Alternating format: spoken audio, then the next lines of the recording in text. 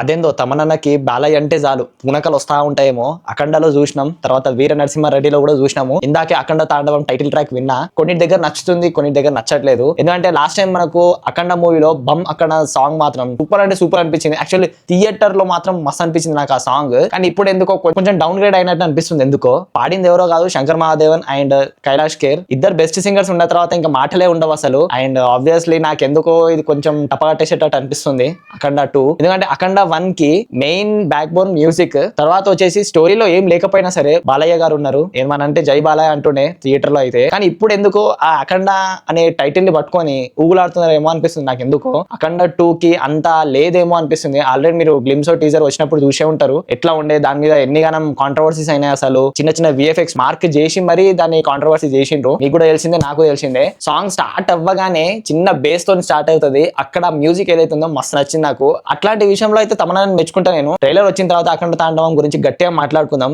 ఎందుకంటే ఎటో డౌట్ కొడుతుంది నాకు. సాంగ్ మాత్రం ఓకే ఓకే అనిపించింది, పోనీ ఇంకా అని చెప్పి వదిలేసినట్టు అనిపిస్తుంది నాకు. సరే చూద్దాం ఇక. దట్స్ ద రివ్యూ ఆన్ అఖండ తాండవం title track. Signing off from movie talk. జై హింద్.